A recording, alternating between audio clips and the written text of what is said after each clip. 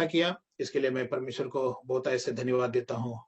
Khagaria Brethren assembly के जितने भी विश्वासी भाई बहन हैं जो आज यहाँ पर उपस्थित हुए हैं, और साथ ही साथ जूम और यूट्यूब के द्वारा और भी असेंबली के विभिन्न जगहों से जो लोग इस संदेश को सुनने के लिए इकट्ठे हुए हैं, उन सबों को भी मैं प्रभु यीशु मसीह के मीठे और मधुर नाम से उनका अभिवादन करता हूं। सबको मैं जय मसीह कहता हूं।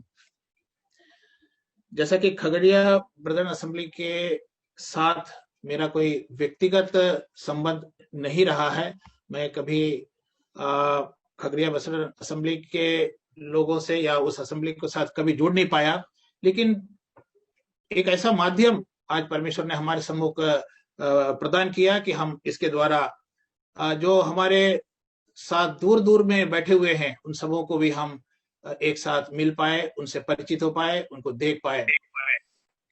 और साथ ही साथ इस असेंबली के जो प्रभु की सेवकाई करने वाले भाई सैमसन डिक्रूस ब्रदर को भी मैं धन्यवाद देता हूं कि उन्होंने बीच में मुझे संपर्क किया और प्रभु का संदेश लाने के लिए उन्होंने मुझे प्रेरित किया।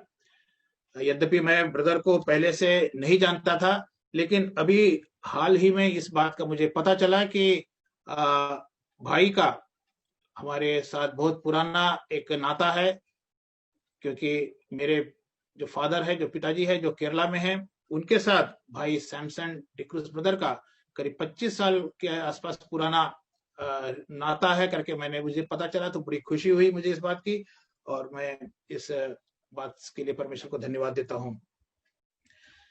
क्योंकि हम जहां भी रहे, विभिन्न जगहों पर रहे, लेकिन हम सब आत्मिक रूप से हम सब एक है, एक साथ जुड़े हुए होते हैं उस पवित्र आत्मा के साथ में के कारण। और साथ ही साथ जैसे कि हम कुरिन्थियों के पत्री में प्रेरित पौलुस कहता है कि हम सब परमेश्वर के सहकर्मी हैं, इसलिए हम सब कहीं भी रहे, लेकिन हम सब परमेश्वर और उस पवित्र आत्मा के कारण हम एक दूसरे के साथ जुड़े हुए हैं। जैसा कि सबको मालूम है कि पूरे विश्व में जिस प्रकार से महामारी, जो कोविड नाम की उस महामारी फैली हुई है, और उसके कारण सभी और मृत्यु और निराशा और इस बीमारी का एक तांडव बचा हुआ है, और सब हम उस कारण अपने घरों में हम विभिन्न कारणों से कैद हैं, और हम परमेश्वर के उस भवन में जाकर कलीसिया के रूप में हम उपासना भी नहीं कर पा रहे हैं जैसे हम पहले करते आ रहे थे। लेकिन परमेश्वर का धन्यवाद देते हैं कि इस जूम प्लेटफॉर्म के द्वारा हम फिर से एक साथ हम मिल पा रहे हैं। परमेश्वर के संदेश को जो कभी रुक नहीं सकता, चाहे वो किसी भी युग में क्यों ना हो, वो कभी परमेश्वर का संदेश रुका नहीं है। आज इस माध्यम से हम विभिन्न जगहों में हम इस संदेश को हम सुनते आ रहे हैं। मुझे एक बात और ध्यान में आता है कि पहले हम अपनी कलीसिया में सीमित रहते थे, या हमारी आसपास की कुछ कलीसियाओं तक ही हमारे योगदान होते थे, या हम उनके साथ उनकी गतिविधियों में शामिल होते थे। लेकिन अभी मैं देखता हूं कि इस तकनीकी विकास के कारण हम आज कई कलीसियाओं के साथ जुड़े हुए हैं। सुबह आज हम एक कलीसिया में होते हैं, उनके मीटिंग अटेंड करते हैं, तो पता चलता है कि शाम को हम एक दूसरी कलीसिया में होते हैं, उसके बाद और थोड़ी देर बाद हम एक दूसरी कलीसिया में होते हैं। यानी विभिन्न दिन भर में यदि हम देखें तो हम कई कलीसियाओं के साथ हम जुड़ रहे हैं, जो कि पहले ऐसा संभव नहीं हो पाता था। शायद हम अपने स्थानीय कलीसिया या हमारे आसपास की जो कलीसिया होती थी उनके साथ हमारा संपर्क बनता था।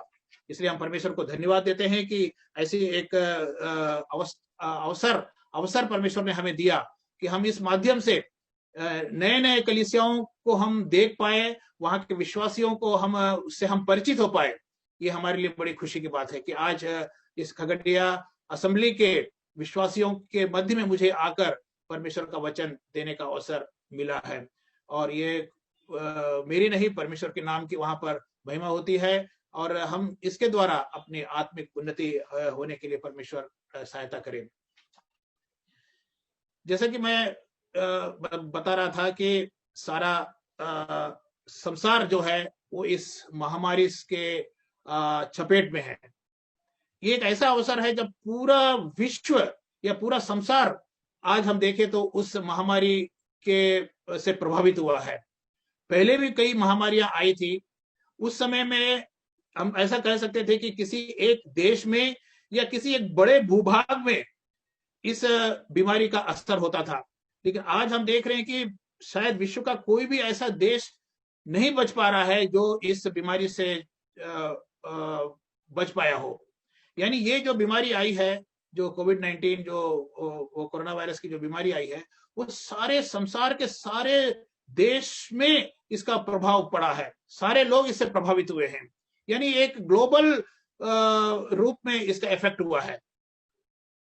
अब मैं जब आत्मिक परिप्रेक्ष्य में जाता हूं तो मुझे भी याद आता है कि पुराने नियम में एक ऐसी घटना हुई थी जो पूरे ग्लोबल उसको इफेक्ट हुआ था। वो था नूह का जल प्रलय। जैसे आज इस कोविड-19 के इस महामारी के समय में हम देखते हैं कि सारा विश्व उससे प्रभावित हुआ है। सारे लोग उसमें संक्रमित होने के उस पर डर बैठा हुआ है। वैसे ही हम यदि देखें तो पुराने नियम में नूह के समय में एक जल प्रलय का घटना हम उत्पत्ति की पुस्तक में देखते हैं। वो एक ऐसी घटना थी जो पूरे विश्व को, सारे संसार के या पूरी पृथ्वी को वो उसने प्रभावित किया। क्योंकि हम इस प्रकार से देख सकते हैं कि जो जल प्रलय था वो कोई स्थानीय नहीं था, लोकल नहीं था, वो पूरे विश्व, पृथ्वी को पूरा उसने डुबाया। हम बचपन से नूह के जल प्रलय के बारे में सुनते आ रहे हैं। हम संडे स्कूल से जब आ रहे हैं या घर में या जब हम बाइबल पढ़ते हैं तब इस नूह की कहानी हम सभी जानते हैं। इसमें कोई विशेष बात नहीं है, क्योंकि इस से रिलेटेड यानी नूह का जहाज, नूह का जल प्रलय या उससे संबंधित बहुत सारी बातों के संदेश भी हम बहुत बार हम सुनते आ रहे हैं। और इसमें एक और बड़ी बात यह है कि इस नूह के इस कहानी में हमें उद्धार का सुसमाचार भी मिलता है। क्योंकि हमने देखा कि जो लोग उस जहाज में प्रवेश किए वे लोग बच गए, और जो लोग उस सुसमाचार को जो वहां पर नूह के द्वारा लाया गया था कि मन फिरा कर प्रभु के पास आने का, जिन लोगों ने उसे नहीं सुना वे सब वहां नष्ट हो गए। एक बहुत बड़ा सुसमाचार, उद्धार का सुसमाचार हम नूह की कहानी में छुपा हुआ देखते हैं।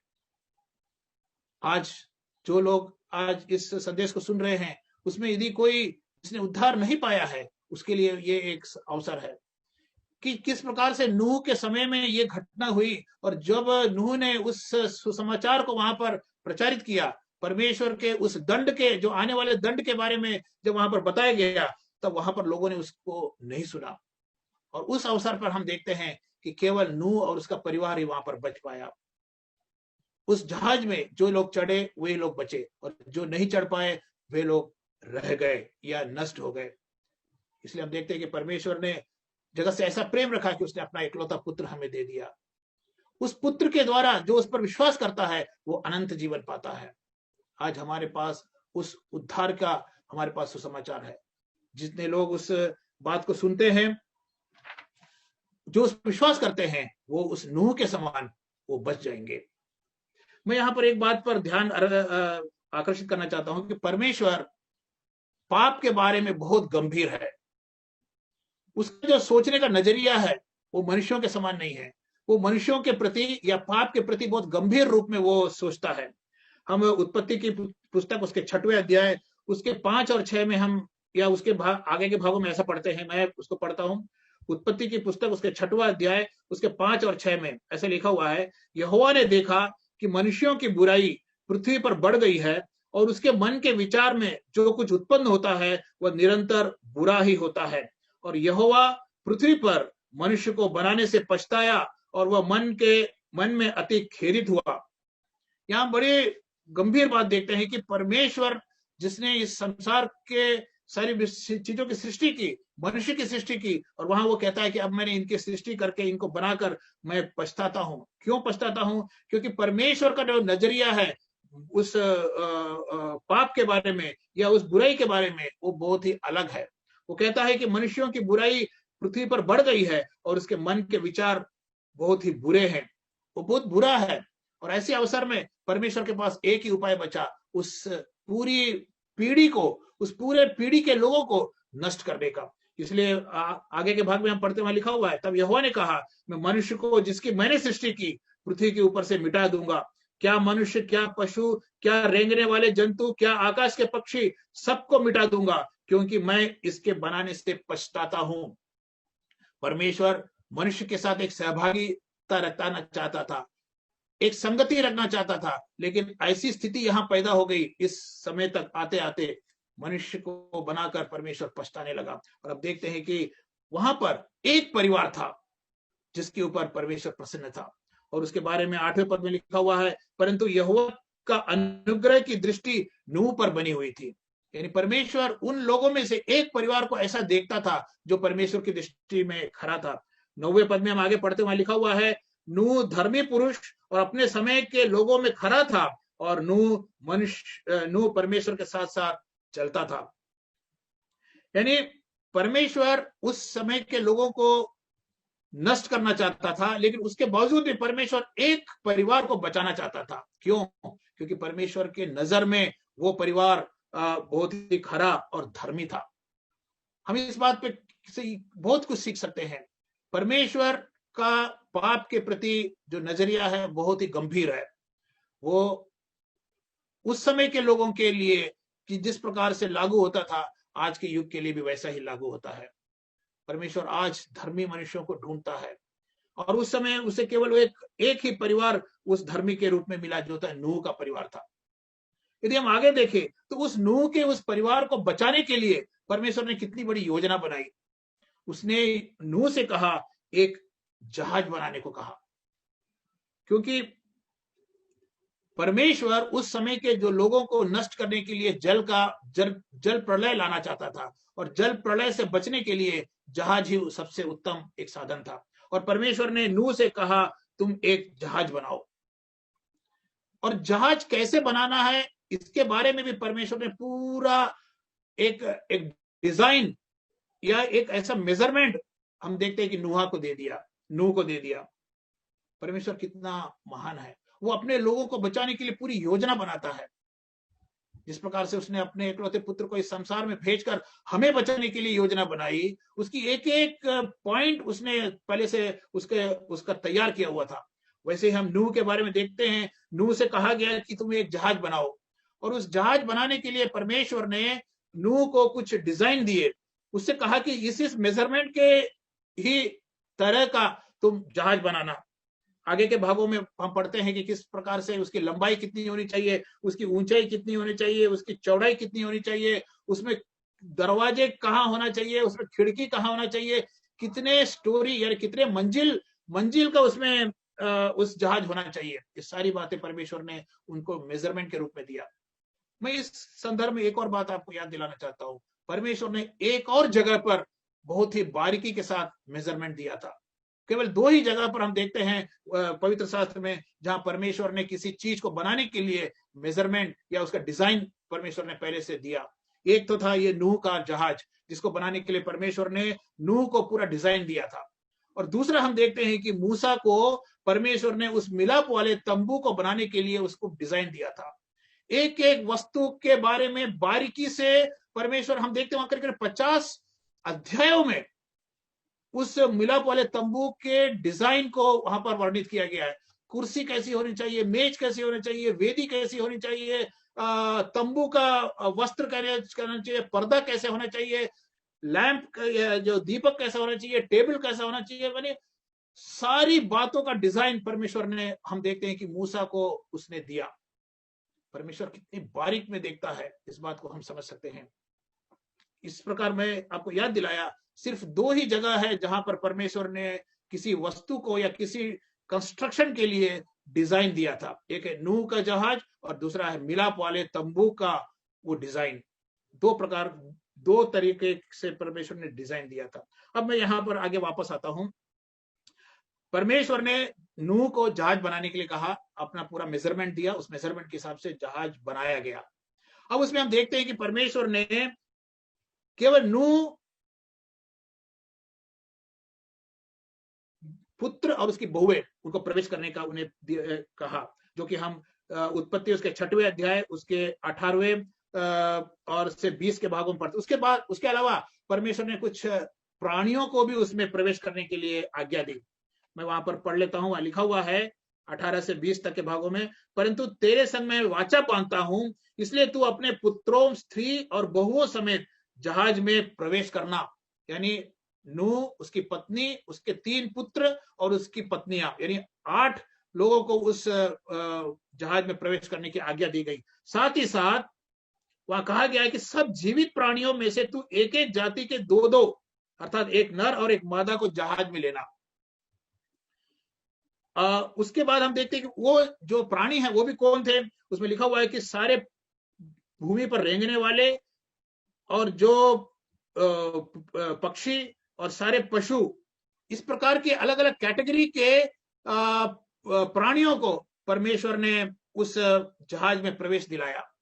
और उसके बाद हम 7वें अध्याय के दूसरे पद में पढ़ते हुए हैं कि सारे शुद्ध पशुओं में से तू 7 जोड़ी लेना, बाकियों में से 2-2 जोड़ी लेना नर और मादा के रूप में, और शुद्ध जानवरों में से, शुद्ध पशुओं में से 7-7 जोड़ी लेना जो बलिदान के काम आता है या जो परमेश्वर की नजर में शुद्ध है। उस प्रकार से परमेश्वर ने एक आज्ञा दिया। ये थी उस जहाज का बनाने का डिजाइन, उसमें प्रवेश करने वाले लोगों का एक रूपरेखा। उसके बाद हम देखते हैं कि बारिश चालू होता है, क्योंकि परमेश्वर उस युग के लोगों को नष्ट करना चाहता था, क्योंकि वे, हम जैसे पढ़ रहे थे, उनका उस समय बुराई पृथ्वी पर बढ़ गई थी और जो कुछ उनके मन में आता था वो बहुत बुरा था करके लिखा हुआ है। उसके बाद हम देखते हैं कि एक जल प्रलय आया। उस जल प्रलय के बारे में लिखा हुआ है कि 40 दिन और 40 रात तक लगातार बारिश हुई। इतनी बड़ी लगातार बारिश होकर हम देखते हैं कि वहां पर उस पूरे पृथ्वी पर जल का स्तर बढ़ने लगा। उसी 7वें अध्याय के 17-18 में ऐसा मैं पढ़ता हूं, लिखा हुआ है, पृथ्वी पर 40 दिन तक जल प्रलय होता रहा, पानी बहुत बढ़ता ही रहा, जिससे जहाज ऊपर को उठने लगा और वह पृथ्वी पर से ऊंचा उठ गया। जल बढ़ते बढ़ते पृथ्वी पर बहुत ही बढ़ गया और जहाज जल के ऊपर तैरता रहा। यानी जल प्रलय चालू हो गया, 40 दिन और 40 रात बारिश हुई, और उस बारिश के कारण पानी का स्तर इतना बढ़ गया कि ये जो जहाज जो नूह ने बनाया था परमेश्वर के आज्ञा के अनुसार, वह जहाज उस पानी के ऊपर से उठना शुरू हो गया। उसके बाद हम आगे पढ़ते हैं कि थोड़े देर के बाद ऐसा हो गया कि सारे जितने धरती पर पहाड़ थे वो भी डूब गए, लिखा हुआ है। यानी आप उस जल प्रलय का अंदाज लगा सकते हैं कि वो कोई स्थानीय या लोकल फ्लड नहीं था, लोकल जल प्रलय नहीं था, वो एक विश्व स्तरीय इतना बड़ा था कि जब पूरे पहाड़ डूब गए तो आप समझ जाइए कि पानी का लेवल कहां तक उठ गया था। उसके बाद लिखा हुआ है कि सारे जंतु जो बाहर थे और सारे मनुष्य वहां पर मर गए। 24वें पद में लिखा हुआ है उसी अध्याय के 7वें पद के, और जल पृथ्वी पर 150 दिन तक प्रबल रहा।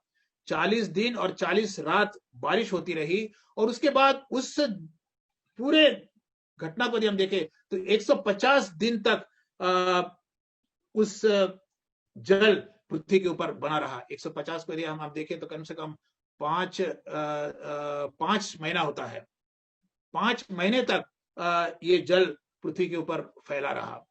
यानी उसमें ये 40 दिन और 40 रात भी इंक्लूड है। 40 दिन और 40 रात मिला के साथ साथ वहां लिखा हुआ है कि वह जल पृथ्वी पर 150 दिन तक प्रबल रहा। यानी जल प्रलय चालू होने के समय से लेकर 150 दिन तक वो जल का स्तर वहां पर बना रहा। उसके बाद हम आगे के भागों में देखते हैं 8वें अध्याय में कि तीसरे पद में लिखा हुआ है 150 दिन के पश्चात जल पृथ्वी पर से लगातार घटने लगा। अब वो 150 दिन जब हो गए उसके बाद वो 150 दिन तक पूरा जल पृथ्वी के ऊपर भरा रहा। अब 150 दिन के बाद लिखा हुआ है कि जल पृथ्वी पर से धीरे धीरे घटने लगे। यानी बारिश तो बंद हो गई, बारिश केवल 40 दिन और 40 रात रहा। उसके बाद उसके द्वारा जो पानी भरा हुआ था, उसके बाद हम देखते हैं कि वो जल धीरे धीरे अब 150 दिन के बाद वो घटने लगा। उसके बाद लिखा हुआ है कि सातवें महीने, चौथे पद में, सातवें महीने के 17वें दिन को जहाज अरारात नामक एक पहाड़ पर टिक गया। यानी सातवें महीने के 17वें दिन जहाज अरारात पर्वत पर टिक गया। यदि आप ध्यान देंगे तो ये पता चलता है कि करीब करीब 5 महीना ये पानी का लेवल बना हुआ था। 5 महीने के बाद हम देखते हैं, क्योंकि दूसरे अच्छा, एक और बात मैं बड़ा इसमें बहुत रोचक ये है कि परमेश्वर इस बात को लिखते समय ऐसे जल्दीबाजी नहीं करता। वो एक एक दिन, एक एक एक एक महीना, एक एक दिन की तक का गणना करके लिखता है। इसलिए कई लोग इस नूह के इस जल प्रलय को काल्पनिक बताते हैं। कई लोग बताते हैं कि ये एक कहानी है, केवल ऐसे कोई घटना हुई नहीं थी। लेकिन आप वचन को जब आप गहराई से पढ़ते हैं तब आपको पता चलता है कि परमेश्वर जब वचन लिखता है उस समय एक एक बारीक बारीक से बारीक घटना को भी वो लिखता है। इसलिए वहां पर हम पढ़ते हैं कि सातवें महीने के 17वें दिन, इतनी बारीक लिखने की परमेश्वर को क्या जरूरत थी। लेकिन परमेश्वर के का जो गणना है वो बहुत ही अचूक है, या वो बिल्कुल सटीक है, उसमें कोई गलती नहीं होती। इसलिए वो हर चीज में वो कहता है कि 140 दिन 40 रात बारिश हुआ, 150 दिन तक पानी रहा। उसके बाद लिखता है कि सातवें महीने के 17वें दिन को जहाज अरारात नामक पहाड़ पर जाकर टिक गया। अब हम देखते हैं कि जहाज एक जगह पर लैंड हो गया, लेकिन उसके बावजूद भी अभी वहां पर ये घटना पूरी हुई नहीं है। उसके बाद हम 5वें पद में पढ़ते हैं, जल 10वें महीने तक घटता रहा। क्या लिखा हुआ है? 7वें महीने में वो जाकर टिका अरारात पर्वत पर, लेकिन उसके बाद लिखा है 10वें महीने को पहाड़ की चोटियां दिखाई देने लगी। इसका मतलब क्या है? और 2.5 महीना, आप 7वें महीने के बाद आप 10वें महीने में जब आते हो तब कब करीब 2.5 महीना होता है। उस 2.5 महीने तक अभी भी वे उस जहाज में ही है, और उस जहाज में रहते हुए बाद में हम वहां देखते हैं कि अब वहां पर पहाड़ की चोटियां दिखनी शुरू हो गई। यानी पानी का लेवल अब वहां पर कम होना शुरू हो गया। कितनी बारीक बारीक बातें हम यहाँ पर देखते हैं परमेश्वर वचन में लिखता है। अब 8वां अध्याय, उसका 6वां पद से लेके 12वां तक का पद, यह है आज के इस संदेश का मुख्य जो भाग है। अभी तक जो घटना थी वो मैं केवल उस नूह की कहानी का जो सबको मालूम है, लेकिन उसका एक पृष्ठभूमि में बता रहा था। किस प्रकार से परमेश्वर ने लोगों को दंड देने के लिए जलप्रलय लाया, किस प्रकार से नूह और उसके परिवार को उसने बचाया, किस प्रकार से कुछ जानवरों को भी उसने बचाया, हर जानवरों को उसमें से 2-2 करके और शुद्ध में से 7-7 करके। किस प्रकार से जल प्रलय आया, किस प्रकार से जल प्रलय का बारिश हुआ, किस प्रकार से पृथ्वी पर पानी 150 दिन तक रहा, किस प्रकार से जहाज उस अरारात पहाड़ पर जाकर टिक गया, किस प्रकार से उसके 2.5 महीने के बाद करीब करीब वहां पर पहाड़ की चोटियां दिखाई दी। अब हम आगे का जो भाग है वो उसमें कुछ आत्मिक सच्चाई हम देखेंगे। वहां लिखा हुआ है, मैं उसको भाग पढ़ लेता हूँ। उत्पत्ति की पुस्तक उसके 8वें अध्याय उसके 6वें पद से लेके 12वें तक का पद, वहां पर हमें बहुत ही रोचक कुछ बातें हमें दिखती है। वो ऐसा है कि वहां लिखा हुआ है, फिर ऐसा हुआ कि 40 दिन के पश्चात नूह ने अपने बनाए हुए जहाज की खिड़की को खोलकर एक कौवा उड़ा दिया। जब तक जल पृथ्वी पर से सूख न गया तब तक कौवा इधर उधर फिरता रहा। फिर उसने अपने पास से एक कबूतरी को भी उड़ा दिया कि देखे कि जल भूमि पर से घट गया कि नहीं। उस कबूतरी को अपने पैर टेकने के लिए कोई आधार ना मिला तो वह उसके पास जहाज में लौट आई, क्योंकि सारी पृथ्वी के ऊपर जल ही जल छाया था। तब उसने हाथ बढ़ाकर उसे अपने पास जहाज में ले लिया। तब और 7 दिन तक ठहरकर उसने उसी कबूतरी को जहाज में फिर उड़ा दिया, और कबूतरी सांझ के समय उसके पास आ गई तो क्या देखा कि उसकी चोंच में जैतून का एक नया पत्ता है। इससे नूह ने जान लिया कि जल पृथ्वी पर से घट गया है। फिर उसने 7 दिन और ठहरकर उसी कबूतरी को उड़ा दिया, और वह उसके पास फिर कभी लौटकर नहीं आई। देखिए कितनी बारीकी से यहाँ पर कुछ बातों का विश्लेषण किया गया है। यहाँ 2 पक्षियों के बारे में हम देखते हैं। उसके पहले मैं एक चीज बता दूं, वहां लिखा हुआ है कि 40 दिन के पश्चात नूह ने अपने बनाए हुए जहाज की खिड़की खोला। 40 दिन, किस घटना के बाद 40 दिन? वो है उस पहाड़ की चोटियां जब दिखने लगी, वहां लिखा हुआ है कि 10वें महीने में जब पहाड़ की चोटियां दिखाई देने लगी, उसके 40 दिन के बाद, यानी और 40 दिन नूह उस जहाज के अंदर रहा। आज हम कितने से कैदी है जैसा महसूस करते हैं। आज इस कोरोना वायरस के इस बीमारी के कारण हमें सरकार सुरक्षा के कारण हमें घर में रहने के लिए कह रहा है, क्वारंटाइन, होम क्वारंटाइन रहने के लिए हमें कह रहा है। लेकिन हम देखते हैं कि हम आज बड़े विचलित है कि हमें कब घर से बाहर निकलने को मिलेगा, कब हम अपनी पुरानी जिंदगी चालू करेंगे। लेकिन यहाँ पर बड़े अद्भुत बात है कि आप उस घटना को देखेंगे नूह का, उस घटना के बाद भी 40 दिन तक और उस जहाज के अंदर वो बैठा था। उसके बाद हम देखते हैं कि उसने एक खिड़की खोला। जैसे कि मैंने पहले बताया, परमेश्वर ने जब नूह को उस जहाज बनाने के लिए कहा तो उसमें एक दरवाजा और एक खिड़की बनाने को कहा था। दरवाजा जिससे वो प्रवेश कर सकते थे, यानी उसका प्रवेश द्वार, और उसे हम देखते हैं कि परमेश्वर ने उस द्वार को बंद कर दिया था। और जिस द्वार को परमेश्वर एक बार बंद कर देता है उसे कोई नहीं खोल सकता। लेकिन उसके बाद उसमें एक खिड़की बनाने के लिए कहा गया था, केवल एक खिड़की, और वो है परमेश्वर के साथ हमारा संपर्क करने का। यानी हमें जो प्रेयर के लिए हम उस बात को हम देख सकते हैं। परमेश्वर के साथ हमारा जो एक खिड़की है जो हमारा खुला होना चाहिए। परमेश्वर ने उस जहाज में एक द्वार बनाया और एक खिड़की बनाया। और हम देखते हैं कि 40 दिन के बाद नूह ने जहाज की खिड़की खोला। जब उसे पता चल गया कि अब बारिश बंद हो गई है और बहुत देर हो गया, अब उसने के बाद 40 दिन के बाद हम देखते हैं कि जहाज का दरवाजा उस खिड़की को खोला गया। और उसके बाद हम देखते हैं कि वहां पर 2 पक्षियों का वर्णन होता है, एक है कौवा और एक है कबूतरी। इस कौवा और कबूतरी को बार बार यहाँ पर हम उन पक्षियों के बारे में हम देख सकते हैं कि कैसे बार बार वहां पर कुछ विशेष बातें वहां लिखी हुई है। यदि मैं उसके बारे में एक संक्षिप्त में बताऊं तो ऐसा बता सकता हूं कि कौवा एक बार बाहर गया फिर वो वापस नहीं आया। एक बार उस खिड़की से कौवा बाहर गया फिर वो वापस नहीं आया। पहला बार एक कबूतर को भेजा गया, वो वापस आ गया। दूसरी बार उसी कबूतरी को भेजा गया, वो वापस आया, उसके चोंच में एक जैतून का पत्ता था। और तीसरी बार उसी कबूतरी को फिर से वापस भेजा गया, फिर वो वापस नहीं आया।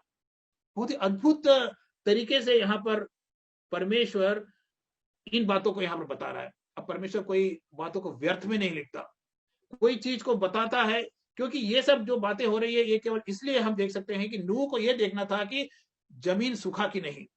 और जमीन सूखा की नहीं देखने के लिए नूह ने इस प्रकार की पूरी जो एक घटना चक्र वहां पर रचा। लेकिन वचन में इस बात का जिक्र हुआ है, वचन में यदि इस बात का उल्लेख हुआ है तो उसके पीछे हम कुछ ना कुछ एक आत्मिक बात भी हम देख सकते हैं। यहां पर हम देख सकते हैं कि कौवा एक बार गया फिर उसके बाद वापस नहीं आया। यदि हम कौवे के बारे में या इन पक्षियों के बारे में यदि हम देखें, उसका थोड़ा अध्ययन करें, तो हमें इस बात का पता चलता है कि लेवी व्यवस्था में पक्षियों के बारे में कहा गया है, और उसमें कहा गया है कि कौवा एक अशुद्ध प्राणी है। कौवा एक अशुद्ध प्राणी है और वो खाने के योग्य नहीं है। और कबूतर के बारे में लिखा हुआ है कि कबूतर एक शुद्ध प्राणी है, और वो बलिदान के उपयोग में यह लाया जाता है। जिस प्रकार से हम देखें कि 2 प्राणी है, एक कौवा जो कि अशुद्ध प्राणी है, लेवी व्यवस्था में हम देख सकते हैं, और दूसरा है कबूतर जिसके बारे में कहा गया है कि वो एक शुद्ध प्राणी है। इस प्रकार से यहाँ पर 2 प्राणी अपोजिट कैरेक्टर के यहाँ पर हम देखते हैं, एक शुद्ध प्राणी और एक अशुद्ध प्राणी। दोनों के बारे में बहुत ही अद्भुत रीति से हम यहाँ पर अध्ययन कर सकते हैं। कौवे के बारे में यदि हम देखें तो कौवे के बारे में जैसे हम ने लेवी व्यवस्था में देखा कि वो एक अशुद्ध प्राणी है, और उसके बारे में हम ये ऐसा देख सकते हैं कि वो गंदगी में या गंदगी पसंद करने वाला एक जानवर है। इसीलिए जब नूह ने कौवे को उस जहाज में से उड़ाया, बाहर भेजा, उसके बाद वो वापस नहीं आया। लेकिन हम जानते हैं कि वहां पर उसके पैर टिकने के लिए कोई जगह नहीं था, पानी ही पानी है। लेकिन वो कहां पर टिका होगा? वहां पर बहुत सारे सड़े गले जो शव उस पानी में तैर रहे थे, वो उसका आशियाना बना, या उसका आसरा बना, या उसका पैर टिकाने के लिए उसको जगह मिल गई गंदगी में। हम इस प्रकार से देख सकते हैं कि जो यहाँ पर एक और शब्द लिखा हुआ है उस कौवे के बारे में, कि वो यहाँ लिखा हुआ है कि जब कौवे को उड़ाया गया तो कौवा इधर उधर फिरता रहा, इधर उधर फिरता रहा, लेकिन वो वापस जहाज में नहीं आया, इधर उधर फिरता रहा। वचन में, हमारे बाइबल में एक और जगह पर हम इस प्रकार का एक संदर्भ देखते हैं जहां पर लिखा हुआ है कि वो इधर उधर फिरता रहा। वो है अय्यूब की पुस्तक, अय्यूब की जो पत्री जोब, उसके पहले अध्याय उसके 7वें पद में हम ऐसा पढ़ते हैं। वहां पर यहोवा शैतान से पूछता है कि तू कहां से आता है? तब शैतान ने यहोवा को उत्तर दिया, पृथ्वी पर इधर उधर घूमते फिरते डोलते डालते मैं आया हूं। ये है शैतान का एक कहने का उसका उत्तर। यहोवा ने शैतान से पूछा कि तू कहां से आ रहा है? तब शैतान उससे कहता है कि मैं पृथ्वी पर इधर उधर घूमते फिरते आ रहा हूं। और यहां पर भी हम कौवे के बारे में देखते हैं, लिखा हुआ है कि कौवा जब उस जहाज से निकला और वो वापस नहीं आया, वो इधर उधर फिरता रहा। आज शैतान के बारे हम उस कौवे को एक शैतान का चित्रण के रूप में देख सकते हैं। शैतान के रूप में हम उस कौवे को हम देख सकते हैं। कौवे के बारे में लिखा हुआ है कि वो इधर उधर फिरता रहा। और यहाँ पर हम अय्यूब की पुस्तक में देखते हैं कि शैतान कहता है कि मैं इधर उधर फिरता रहा। वो उसका काम है, वो संसार में इधर उधर फिरते हुए किसके ऊपर शिकार करना है, किसे अपने जाल में फंसाना है, किस प्रकार से वह विश्वासियों को उसके विश्वास से भटकाना है, वो देखते रहता है। और हम जैसे देख रहे थे कि वो गंदगी में रहने वाला एक प्राणी है। जिस प्रकार से शव वहां सड़े गले शव वहां पर चारों तरफ फैले हुए थे, उस शव में उसको अपना रहने का ठिकाना मिला। और वो हम देख सकते हैं कि वह उसके बीच में रहा। वो एक पाप और एक अशुद्धता का एक चित्रण है। वहां पर पाप और अशुद्धता में रहने वाला एक पक्षी है कौवा। और वैसे ही हम देख सकते हैं कि शैतान, हम यदि कौवे को यदि हम शैतान के रूप में यदि हम तुलना करते हैं तो शैतान का भी वही चरित्र है। वो भी पाप और अशुद्धता में को पसंद करने वाला, उसमें खुश रहने वाला, और उसके जो अनुयायी है वो भी इसी प्रकार के लोग होते हैं। जो शैतान के पीछे चलने वाले लोग होते हैं वो भी उस पाप और अशुद्धता में खुश रहने वाले, प्रसन्न होने वाले लोग हैं।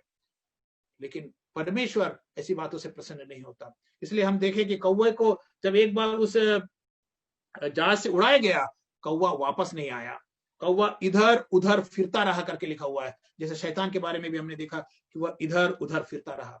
अब दूसरा जो पक्षी है वो है कबूतरी या कबूतर। कबूतर के बारे में यदि हम देखें तो कबूतर को शुद्ध प्राणी कहा गया है। और उसको हम देख सकते हैं कि उसको बलिदानों में उपयोग में लाया जाता है। हम देखते हैं कि जब लूका रचित सुसमाचार में हम देखते हैं कि प्रभु यीशु मसीह जब पहली बार उसे मंदिर में लाया गया, तब मरियम और यूसुफ ने कबूतरी के 2 बच्चों को अर्पित किया बलिदान के रूप में। जब वहां पर व्यवस्था में लिखा हुआ है, मूसा की व्यवस्था में, जब पहलेटों को पहली बार जब मंदिर में लाया जाता है तब परमेश्वर के सम्मुख एक अर्पण की वस्तु चढ़ाना पड़ता है। तब हम वहां पर देखते हैं कि मरियम और यूसुफ ने कबूतरी के 2 बच्चों को वहां पर अर्पित किया था। यानी जो कबूतर है वो एक शुद्ध प्राणी है और वो बलिदानों में अर्पित की जाने वाली वस्तु है। उसके अलावा हम कबूतर के बारे में एक और भाग हम देख सकते हैं, वो है मत्ती रचित सुसमाचार उसका 3रे अध्याय उसका 16वां पद। मत्ती रचित सुसमाचार उसका 3रा अध्याय उसके 16वें पद में लिखा हुआ है, यीशु बपतिस्मा लेकर तुरंत पानी में से ऊपर आया और उसके लिए आकाश खुल गया और उसने परमेश्वर की आत्मा को कबूतर के समान उतरते और अपने ऊपर आते देखा। परमेश्वर की आत्मा को कबूतर के समान उतरते देखा। यह घटना प्रभु यीशु मसीह के बपतिस्मा के समय का है। और वहां पर हम देखते हैं कि मत्ती सुसमाचार में ऐसे लिखा हुआ है कि यीशु मसीह जब बपतिस्मा लेकर पानी से बाहर आया, तुरंत आकाश खुल गया और पवित्र आत्मा कबूतर के समान उसके ऊपर उतरा। यानी जो पवित्र आत्मा को कबूतर के साथ तुलना की गई है, या कबूतर को पवित्र आत्मा के रूप में दिखाया गया है। जैसे कि हमने देखा कि कौवे को शैतान के रूप में दिखाया गया है या शैतान के साथ उसकी तुलना किया गया है, अशुद्धता और पाप के रूप में उसे दिखाया गया है, वैसे उसका ठीक उल्टा कबूतर को पवित्र आत्मा के साथ तुलना किया गया है। लेकिन हम यहाँ पर इस अब कबूतर के बारे में यदि हम अध्ययन करें तो कबूतर के बारे में जैसे मैंने पहले कहा 3 बातें लिखी हुई है। पहला था कबूतर को भेजा गया, कबूतर को वापस आ गया, वहां टिकने के लिए उसको कोई जगह नहीं मिला। दूसरी बार कबूतर को फिर 7 दिन के बाद भेजा गया, वहां लिखा हुआ है कि कबूतर गया लेकिन फिर से वापस आ गया, क्योंकि और वापस आते समय उसके उसके चोंच में एक जैतून का पत्ता था। तीसरा बार हम देखते हैं कि उसी कबूतरी को फिर से भेजा गया और उसके बाद वो कबूतर वापस नहीं आया। यानी ये एक अद्भुत और एक रोचक बातें हम इस बातों से सीख सकते हैं, इस कबूतर के इस घटनाक्रम से कि पवित्र, हम जिस प्रकार से देख रहे थे कि कबूतर को पवित्र आत्मा के रूप में दिखाया गया है, यानी कबूतर की तीन घटनाएं वहां पर होती है। कबूतर का पहले जाना, फिर वैसे ही वापस आना, कबूतर का फिर जाना, फिर एक चोंच में जैतून का पत्ती लेके आना, फिर कबूतर का जाना और वापस ना आना। इस प्रकार से 3 घटनाएं कबूतर के साथ होती है और उसे हम पवित्र आत्मा के सेवकाई के रूप में यदि हम उसका अध्ययन करें तो हम बहुत ही रोचक बात वहां पर हम पाते हैं। क्योंकि जैसे भी हम पहले देख चुके हैं कि कबूतर को पवित्र आत्मा के साथ तुलना किया गया है। यदि हम कबूतर के इस 3 घटनाओं को देखते तो पहली जो उसकी जो घटना थी वो था कबूतर उड़ा गया लेकिन वो वापस आ गया। उसके बारे में यहां पर वचन में ऐसे लिखा हुआ है कि उसने कबूतरी को उड़ा दिया और देखो कि जल भूमि पर से घटा कि नहीं देखने के लिए, लेकिन कबूतरी को अपने पैर टेकने के लिए कोई आधार नहीं मिला तो वह उसके पास जहाज में लौट आया। पैर टेकने के लिए उसे कोई स्थान नहीं मिला, लेकिन कौवे के बारे में हम पढ़ते हैं कि वो गया और वापस ही नहीं आया। उसका मतलब उसको पैर टेकने के लिए कहीं जगह मिला। वो जगह कौन था? अशुद्धता की जगह। लेकिन कबूतर के बारे में हम पढ़ते हैं कि वो बाहर गया और उसे कहीं पैर टेकने के लिए कोई जगह नहीं मिला तो वो वापस आ गया। ये पवित्र आत्मा के पहली सेवकाई को हम यहाँ पर देख सकते हैं। पवित्र आत्मा की पहली सेवकाई थी आदम से लेकर नूह तक का जो समय। आदम से लेकर नूह तक का जो समय में हम देखते हैं कि पवित्र आत्मा का जो काम था इस संसार में, वो उसको कुछ आधार नहीं मिला करके हम पढ़ते हैं। यहाँ पर एक लिखा हुआ है कि वह जल, उस समय जल ही जल था और उसे वहां पर पैर टेकने के लिए कोई जगह नहीं मिला और वहां पर पूरा जल ही जल था। यानी वह जल के ऊपर मंडराता रहा। वह कबूतर जब पहली बार उड़ा वह जल ही जल था और वह जल के ऊपर वो मंडराता रहा। ये जो शब्द है मंडराता रहा, हम एक और जगह पर उसके बारे में हम पढ़ते हैं। वो है उत्पत्ति की पुस्तक उसके पहले अध्याय उसके दूसरे पद में। उत्पत्ति की पुस्तक उसके पहले अध्याय उसके दूसरे पद में ऐसे लिखा हुआ है कि पृथ्वी बेडोल और सुनसान पड़ी थी और गहरे जल के ऊपर अंधेरा था और तब परमेश्वर का आत्मा जल के ऊपर मंडराता था। उस समय जब पृथ्वी की सृष्टि हुई, उस समय जब पूरा पृथ्वी जल से भरा हुआ था, उस समय हम देखते हैं कि परमेश्वर का आत्मा जल के ऊपर मंडराता था। और यहां पर भी हम देखते हैं कि जब नूह का वो जो जहाज से वो जो कबूतर उड़ा, पहला उसकी सेवकाई में हम देखते हैं उससे कहीं पैर टिकने के लिए जगह नहीं मिला और वह वहां पर मंडराता रहा। उसके बाद हम देखते हैं उसके क्योंकि उसका कारण ऐसा था कि आदम से लेकर नूह तक के समय में उसे कोई धर्मी पुरुष वहां पर मिला नहीं। क्योंकि वचन में हम ऐसा पढ़ते हैं कि उत्पत्ति 6वें अध्याय के 11वें पद में, उस समय पृथ्वी परमेश्वर की दृष्टि में बिगड़ गई थी और उपद्रव से भर गई थी और परमेश्वर ने पृथ्वी पर जो दृष्टि की तो क्या देखा कि वह बिगड़ी हुई है और सब प्राणियों ने पृथ्वी पर अपना चाल चलन बिगाड़ लिया था। यानी आदम से लेकर नूह तक का जो समय था वो परमेश्वर की दृष्टि में बहुत बिगड़ा हुआ एक समय था और पवित्र आत्मा उस पीरियड में वह मंडराती रही, लेकिन किसी के ऊपर उतरने के लिए उसे जगह नहीं मिली।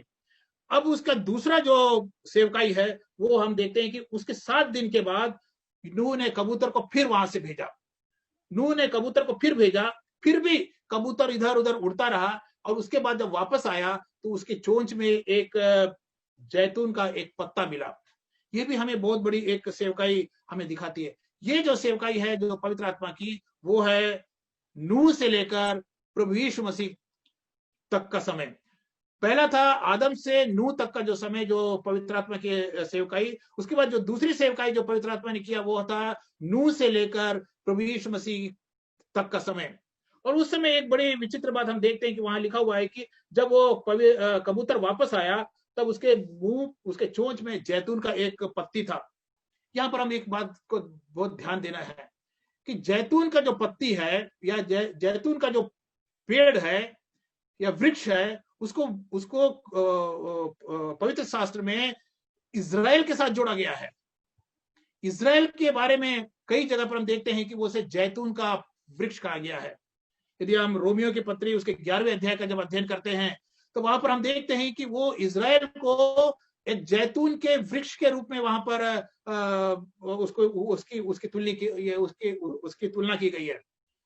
और हम जो अन्य जाति के थे, हमें वहां पर उस जैतून के उस वृक्ष में हमें साटा गया या हमें रोपा गया या हमें वहां पर लगाया गया करके हम पढ़ते हैं। तो रोमियो की 11वें पत्र में हम पढ़ते हैं इज़राइल को जैतून के वृक्ष के रूप में देखा गया है। यदि मैं उसके बारे में और थोड़ा सा बताऊं तो और दो वृक्षों के रूप में इज़राइल को बताया गया है। एक है दाख की बारी के बारे में, एक तो मैं बताया जैतून का वृक्ष इज़राइल को बताता है। और एशिया उसके 5वें अध्याय में हम पढ़ते हैं कि जो अंजीर का जो वृक्ष है वो उसे जो दाख का जो वृक्ष है उसे जो है वो इज़राइल के बारे में उसके बारे में बताया गया है। और तीसरा एक और वृक्ष के बारे में बताया गया, वो है अंजीर का वृक्ष। मत्ती रचित सुसमाचार उसके 24वें पद में हम उसके बारे में देख सकते हैं। इन सब बातों के द्वारा हम देख सकते हैं कि परमेश्वर इज़राइल को विभिन्न रूपों में देखता है। कभी वो उसे जैतून के वृक्ष के रूप में, कभी वो दाख के बारी के रूप में, और कभी उसे अंजीर के पेड़ के रूप में। और लेकिन यहाँ पर हम देख सकते हैं कि वह जब नूह का जो कबूतर वापस आया तो उसके चोंच पर एक जैतून का पत्ता था। यानी वहां इज़राइल के बारे में वहां पर कहा जा रहा है। यानी नूह से लेकर प्रभु यीशु मसीह के आगमन तक का वो समय परमेश्वर एक विशेष जाति के ऊपर अपने आप को केंद्रित किया। या हम ऐसा कह सकते हैं कि पवित्र आत्मा का जो सेवकाई थी, वो सेवकाई एक विशेष जाति के ऊपर केंद्रित थी, वो था इज़राइल। हम जानते हैं कि आदम इसके बाद नूह के बाद में उसके जो पुत्र है शेम के बाद अब्राहम, उसके वंश में से अब्राहम आया, अब्राहम से इसहाक, और इसहाक में से याकूब जब निकला, और याकूब का नाम इज़राइल है। परमेश्वर ने जब अब्राहम को चुन लिया, उसको एक निज प्रजा के रूप में उसने चुना। इस प्रकार से हम देख सकते हैं कि प्रभु की जो पवित्र आत्मा की जो सेवकाई जो दूसरे चरण में हम देखते हैं कि इज़राइल के ऊपर केंद्रित थी। लेकिन दुख की बात यह है कि उसके बावजूद भी वह परमेश्वर को उस में कोई फल नहीं मिला। हम देखते हैं कि वहां पर वापस आ गया, इसीलिए वहां पढ़ते हैं कि पवित्र आत्मा फिर वापस आ गया, उस पत्ती को लेकर आया, लेकिन उसको वहां पर कोई फल नहीं मिला। तीसरा जो उसकी सेवकाई हम देखते हैं वो है तीसरी बार 7 दिन के बाद फिर से कबूतर को वापस भेजा गया, लेकिन वहां उसके बारे में लिखा हुआ है कि वह फिर वापस नहीं आया। वहां पर हम देखते हैं कि वापस नहीं आया। वो है प्रभु यीशु मसीह से लेकर आज के इस युग तक का वो समय। इस युग में पवित्र आत्मा की सेवकाई को हम यहाँ पर देखते हैं। हम वहां पर देखते हैं कि तीसरी बार जब पवित्र आत्मा उस जहाज से बाहर निकली, लेकिन उसके बाद वो वापस नहीं आई। हम जानते हैं कि पिंतकोस्त के दिन पवित्र आत्मा बड़े जोर के साथ इस धरती पर उतरा, इस संसार में उतरा, अविश्वासियों के मध्य में उतरा, और वो आज तक वहां कार्य कर रहा है। इसलिए हम पढ़ते हैं कि वो वापस नहीं गया अभी तक। जब प्रभु यीशु मसीह के इस संसार में रहते समय, जब वह उसके अंतिम दिनों में जब वो वापस जाने वाला था, तब वह अपने चेलों से कहा था कि व्याकुल मत होना, क्योंकि मेरे जाने के बाद मैं तुम्हारे पास एक सहायक भेजूंगा, तो जो सर्वदा तुम्हारे साथ रहेगा। यूहन्ना के 14वें अध्याय में हम देखते हैं प्रभु यीशु मसीह कहता है कि मेरे जाने के बाद मैं तुम्हारे पास एक सहायक भेजूंगा जो सर्वदा तुम्हारे साथ रहेगा। और हम देखते हैं कि पवित्र आत्मा के रूप में वह सहायक हमें प्राप्त हुआ था। और नूह के इस तीसरे कबूतर की सेवकाई हम देखते हैं, जो एक बार वो कबूतर गया फिर वापस नहीं आया। उसी प्रकार हम देखते हैं कि जो पवित्र आत्मा जब आज इस संसार में उतरी, आज से 2000 साल पहले, उसके बाद आज तक वो संसार में ही है, आज तक वो हमारे मध्य में है, वो हमारे मध्य में वास कर रहा है। और हमारे बारे में भी कहा जाता है कि तुम्हारे अंदर पवित्र आत्मा का वास है। और आज वो पवित्र आत्मा वापस नहीं गया है। और इसलिए हम इस प्रकार से देख सकते हैं कि 3 प्रकार की सेवकाई हम देखें कि पहला था पवित्र आत्मा पहला बार जब भेजा, कबूतर को जब पहली बार भेजा गया वो वापस आ गया। उसी प्रकार पवित्र आत्मा भी आदम से लेकर नूह तक के समय में मंडराता रहा जल के ऊपर, लेकिन वो उसे कोई टिकने के लिए कोई धर्मी पुरुष नहीं मिला। दूसरी बार जब उस कबूतर को भेजा गया, वो एक जैतून के पत्ते के साथ वापस आया। वहां पर हम देखते हैं कि प्रभु परमेश्वर का जो केंद्र था, ध्यान का केंद्र, वो इज़राइल के ऊपर था, लेकिन उसके बाद भी वहां पर उसे कोई फल नहीं मिला। तीसरी बार हम देखते हैं कि पवित्र आत्मा फिर से आया, उसे भेजा गया। आज वो हमारे मध्य में है और वो हमारे मध्य में काम कर रही है। इस प्रकार से 3 प्रकार की उस कबूतर की सेवकाई, या जिसके द्वारा हम पवित्र आत्मा की सेवकाई को हम सीखते हैं। लेकिन एक बहुत ही शीघ्रता से मैं इसे समाप्त करने जा रहा हूं, और उसके समय में मैं एक बात याद दिलाना चाहता हूं कि ये तीनों सेवकाई के अंत में एक न्याय हुआ था। आप ध्यान देंगे, ये 3 बार जब जो 3 बार जब पवित्र आत्मा की सेवकाई हुई थी, तीनों बार में हम देखते हैं कि एक न्याय इस संसार में आया। पहला था जब पहला जो पवित्र आत्मा की सेवकाई हुई थी, जो कि आदम से लेकर नूह तक के समय में, जिसके बारे में हम पढ़ते हैं कि नूह ने कहा मन फिराओ, एक जल प्रलय आने वाला है। लेकिन उस समय के लोगों ने उस पर विश्वास नहीं किया, उसके ऊपर ठट्ठा किया, हंसी उड़ाया। उस नूह के उस सुसमाचार जो उसने वहां पर मन फिराने के बारे में जब कहा गया, तो वहां के लोगों ने उसके ऊपर ठट्ठा किया। उस उस जो उस जो सेवकाई के समय में हम देखते हैं कि वहां पर एक बड़ा सा जल प्रलय का दंड आया।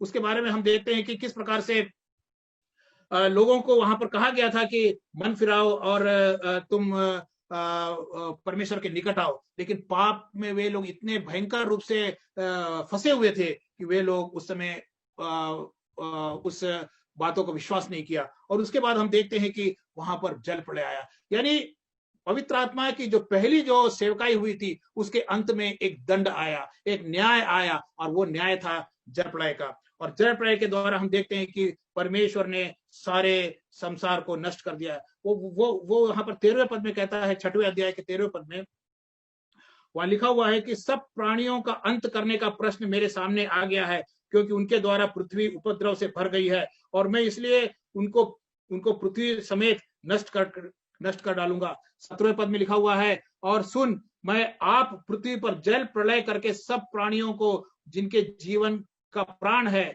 उनको मैं नष्ट करने जा रहा हूं। यानी उस सेवकाई जो पवित्र आत्मा की जो सेवकाई जो पहला स्टेप था, उसमें एक दंड आया, और वो था नूह का जल प्रलय। उस नूह के जल प्रलय के बारे में हमें एक और बात अभी मेरे ध्यान में आया कि वहां पर लिखा हुआ था कि 40 दिन और 40 रात जब बारिश हुई, तब वहां पर पूरा संसार, पूरा पृथ्वी पानी से भर गया।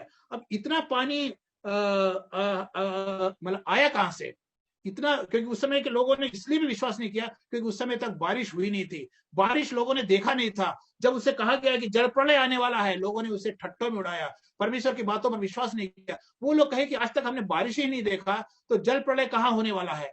इस प्रकार से अविश्वास की बातों के कारण हम देखते हैं कि वहां पर एक बड़ा दंड आया। और हम इस प्रकार से देख सकते हैं कि 7वें अध्याय उसके 11वें पद में लिखा हुआ है, जब नूह की आयु 600 वर्ष के दूसरे महीने का 17वां दिन आया, उसी दिन बड़े गहरे समुद्र के सब सोते फूट निकले और आकाश के झरोके खुल गए।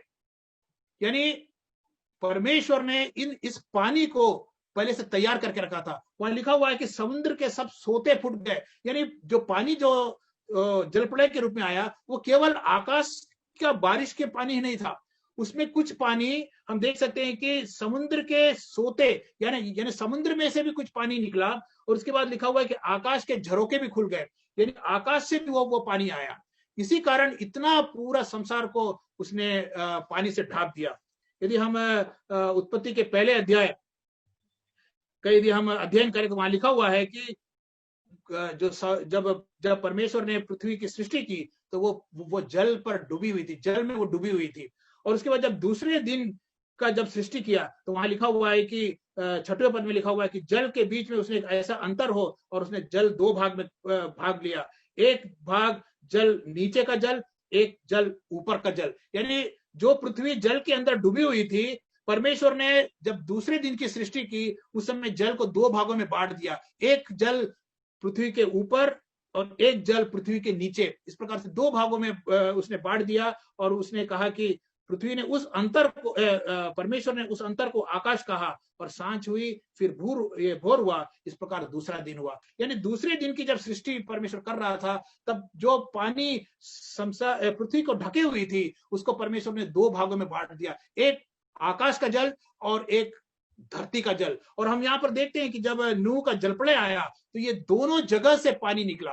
केवल हम अक्सर ये बोलते हैं कि 40 दिन और 40 रात बारिश हुई, ये बात सच है कि 40 दिन और 40 रात बारिश हुई, लेकिन साथ साथ हम 11वें पद में पढ़ते हैं कि सारे उस दिन बड़े गहरे समुद्र के सब सोते भी फूट निकले, यानी समुद्र के पानी का सोता भी फूट निकला और आकाश के झरोके भी खुल गए। इस प्रकार से हम वहां पर एक न्याय हम देखते हैं। पहला, जब ये पवित्र आत्मा के समय में पहला न्याय के अगुवाई के जो सेवकाई में पहला न्याय। दूसरा न्याय को मैं बहुत शीघ्रता से लेता हूं, वो था नूह से लेकर प्रभु यीशु मसीह के आगमन तक के समय तक का समय। उस समय के बारे में जैसे मैंने कहा कि परमेश्वर इजराइल के ऊपर केंद्रित था, उसका ध्यान इजराइल के ऊपर था, लेकिन परमेश्वर को इजराइल में से कोई फल नहीं मिला। ना उसने व्यवस्था की बातों को सुना, ना परमेश्वर की बातों को सुना, ना भविष्यवक्ताओं की बातों को सुना, ना परमेश्वर की किसी जो 10 आज्ञाएं और इस प्रकार की जो आज्ञाएं थी उसको सुना। परमेश्वर के विरुद्ध वे लोग काम करने लग गए और इस प्रकार से हम देखते हैं कि परमेश्वर ने उस समय के लोगों के लिए भी एक दंड के एक कार्यवाही की। लेकिन वो दंड अब सारे संसार के ऊपर ना लाकर, वो दंड सारे जातियों के ऊपर ना लाकर एक व्यक्ति के ऊपर उसने उस दंड को लेकर आया। हम देखते हैं कि किस प्रकार से एक निर्दोष और एक निष्कलंक व्यक्ति उस समय मारा गया और वो दंड जो इजराइल के ऊपर आना था उस व्यक्ति के ऊपर आया। हम यूहन्ना के पुस्तक, उसके यूहन्ना के सुसमाचार उसके 11वें अध्याय उसके 49 से लेकर 51 तक के भाग में हम एक ऐसा रोचक बात पढ़ते हैं। वहां पर उस समय का जो महायाजक था वो था कैफा। महायाजक ने एक भविष्यवाणी की, कैफा ने एक भविष्यवाणी की कि हमारे लिए एक व्यक्ति का मरना जरूरी है, नहीं तो हमारी जाति, यदि वो नहीं मरा तो हमारी जाति नष्ट हो जाएगी। वहां पर ऐसा लिखा हुआ है, तब उनमें से कैफा नामक एक व्यक्ति जो उस वर्ष का महायाजक था उनसे कहा, तुम कुछ नहीं जानते और ना यह सोचते हो कि तुम्हारे लिए यह भला है कि लोगों के लिए एक मनुष्य मरे और यह ना हो कि सारी जाति नाश हो जाए। जैसे कि हम पहले स्टेप में देखा था, परमेश्वर ने पूरे संसार को नष्ट कर दिया। अब दूसरे स्टेप में देख रहे हैं कि ये जो इजराइल की जो जनता है, परमेश्वर उससे खफा थी, नाराज थी। अब उसी पूरी जनता, उस पूरे जाति को नष्ट करने के बदले परमेश्वर ने एक व्यक्ति के ऊपर अपना दंड डाला। और हम जानते हैं कि उसके आगे लिखा हुआ है, यह बात उसने अपनी ओर से ना कही, परंतु उस वर्ष का महायाजक होकर भविष्यवाणी की कि यीशु उस जाति के लिए मरेगा, यीशु उस जाति के लिए मरेगा।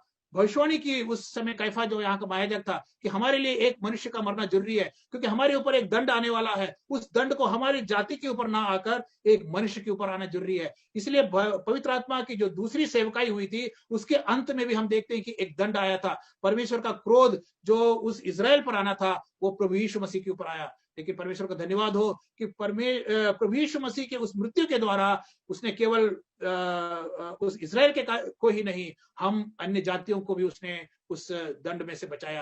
क्योंकि हम जब यूहन्ना के पत्र उसके पहले अध्याय में हम पढ़ते हैं कि जो यूहन्ना भविष्यवक्ता प्रभु यीशु मसीह को देखकर कहता है कि देखो ये परमेश्वर का मेमना है जो जगत का पाप का भार उठाने आया है, जगत का पाप का भार उठाने आया है, केवल इजराइल के पाप का भार नहीं, वो हमारा भी पाप का भार उठाने के लिए आया है। इस प्रकार प्रभु यीशु मसीह को जो मृत्यु उस कलवरी के क्रूस पर उस युग में हुई, वहां पर हम देखते हैं कि सारे मानव जाति के पाप का बोझ प्रभु यीशु मसीह ने उठा लिया है। तीसरा जो एक न्याय, जो तीसरे जो कबूतर की सेवकाई या पवित्र आत्मा की जो तीसरी सेवकाई जो आज इस संसार में चल रही है, वो है उसके बाद भी हम देखते हैं कि एक बड़ा न्याय आने वाला है।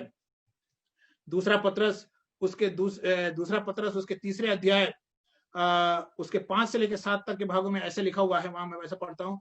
वहां लिखा हुआ है कि वे तो जानबूझकर यह भूल गए कि परमेश्वर के वचन के द्वारा से आकाश प्राचीन काल से विद्यमान है और पृथ्वी भी जल में से बनी और जल में स्थिर है, जल में से बनी और जल में स्थिर है। उसके बाद लिखा हुआ है कि उन्हीं के द्वारा उस युग का जगत जल में डूबकर नाश हो गया, उन्हीं के द्वारा उस युग का जगत जल में डूबकर नाश हो गया। उस युग, उस नूह के समय के बारे में बताया गया है। उस समय जो दंड आया था वो दंड के बारे में बताया गया है कि वो जल में डूबकर उस युग का नाश हो गया था। लेकिन अब हमारे बारे में कहा गया है, पर वर्तमान काल के वर्तमान काल यानी हम जो अभी है, अभी जो पवित्र आत्मा की जो सेवकाई चल रही है, उस युग के बारे में कहा जा रहा है कि पर वर्तमान काल के आकाश और पृथ्वी उसी वचन के द्वारा इसलिए रखे गए हैं कि वो जलाए जाए, और भक्तिहीन मनुष्यों के न्याय और नाश होने के दिन तक ऐसे ही रखे रहेंगे। यानी अब एक भक्तिहीन मनुष्यों के लिए एक न्याय आने वाला है और उनका नाश होने वाला है, और उसके लिए एक उस दिन तक के लिए इस पृथ्वी को तैयार रखा गया है। उसके बाद हम वचन पढ़ते हैं कि इस पृथ्वी को जलाया जाएगा। पहले इस पृथ्वी को जल से नष्ट किया गया था, लेकिन अब परमेश्वर ने कहा कि अब मैं कभी जल से इस पृथ्वी को नष्ट नहीं करूंगा, लेकिन अब वो इस पृथ्वी को आग के द्वारा नष्ट करने जा रहा है। और हम देखते हैं कि इस युग के इस तीसरे इस सेवकाई के समय में हम देखते हैं कि पवित्र आत्मा के इस सेवकाई के समय में किस प्रकार से एक न्याय आने वाला है। पहले युग में हमने देखा कि परमेश्वर ने जल से न्याय किया, दूसरे युग में हमने देखा कि परमेश्वर ने अपने पुत्र के ऊपर वो दंड लाया, लेकिन तीसरे युग में हम देखते हैं कि जो भक्तिहीन है या जो परमेश्वर के जो प्रभु यीशु मसीह के समाचार पर विश्वास नहीं करते, उनके लिए एक दंड रखा गया है, और वो है उस अनंत काल का नरक का दंड। यदि हम उस दंड से बचना चाहते हैं तो प्रभु यीशु मसीह जो परमेश्वर का पुत्र, जो हमारे लिए एक निष्कलंक मेमना होकर इस संसार में आया, जो हमारे पाप का बोझ उठाने के लिए आया, उसको हम अपना उद्धारकर्ता करके स्वीकार करें। आज इस संदेश को मैं यहाँ पर समाप्त करता हूँ, समय की कमी हो गई है। और उसके बाद हम इस प्रकार से देख सकते हैं कि जिस प्रकार से वो कबूतर 3 प्रकार की सेवकाई करता है, और पवित्र आत्मा की सेवकाई भी उसी प्रकार की थी। और पवित्र आत्मा के बाद उस सेवकाई के बाद हर युग में एक दंड आया है, और आज इस युग में भी इसी प्रकार का एक दंड आने वाला है। इसलिए जो प्रिय भाइयों बहनों, जो इस वचन को सुन रहे हैं और जिन्होंने अभी तक प्रभु यीशु मसीह को अपना उद्धारकर्ता करके स्वीकार नहीं किया, वे एक दंड के भागीदार होने जा रहे हैं। उस दंड से बचने के लिए हमें प्रभु यीशु मसीह को अपना उद्धारकर्ता होकर स्वीकार करना है। आइए परमेश्वर को धन्यवाद देते हैं कि एक ऐसा अवसर परमेश्वर ने हमें दिया कि इस खगड़िया बरन असेंबली के विश्वासियों के साथ थोड़ा समय परमेश्वर के वचन के साथ हम बिता पाए, और परमेश्वर के वचन की गहराइयों को, उसकी सच्चाइयों को हम मनन कर सके, और इसके द्वारा परमेश्वर के नाम की महिमा हो। धन्यवाद।